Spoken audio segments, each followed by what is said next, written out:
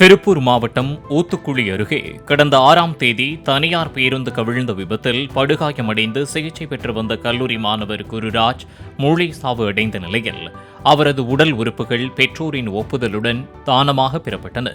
இந்த விபத்தில் ஏற்கனவே கல்லூரி மாணவர்கள் 2 பேர் உயிரிழந்த நிலையில் தற்போது பலி எண்ணிக்கை 3ஆக உயர்ந்துள்ளது.